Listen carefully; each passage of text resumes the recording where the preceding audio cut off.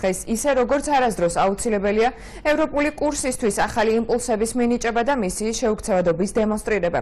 განაცხადა საქართველოს პრეზიდენტმა დღეს პარლამენტში სიტყვით გამოსვლისას. გიორგი მარგველაშვილის თქმით, ვერ მოხერხდება ორი ბატონის მსახურება. ქვეყანა ერთდროულად ვერ მოახერხებს ევროპული მიზნების დეკლარაციას და ამავე დროს სახელმწიფოს შენებას რაიმე სხვა ყაიდაზე.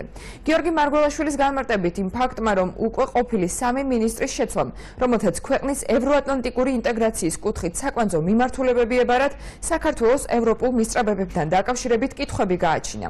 მარგველაშვილმა ქვეყნის ევროინტეგრაციაში პარლამენტის როლსა და მნიშვნელობაზეც ისაუბრა. პრეზიდენტმა ქვეყანაში პოლიტიკურ პროცესების კომენტირებისას აღნიშნა, რომ განვითარებულ მოვლენებს უფრო ღრმა მიზეზი გააჩნია, ვიდრე ერთი პოლიტიკური ჯგუფის თავისუფალი დემოკრატების შეუთავსებლობა მმართველი კოალიციის დღის წესრიგთან.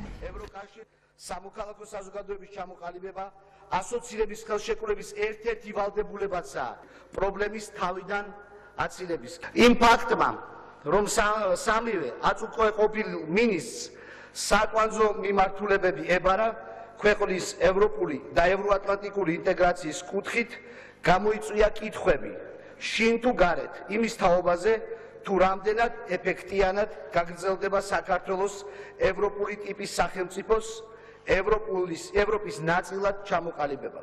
აუცილებელია ამ კურსის კონსოლიდაცია, მისთვის ახალი იმპულსების მინიჭება და მისი შეუქცევადობის დადასტურება.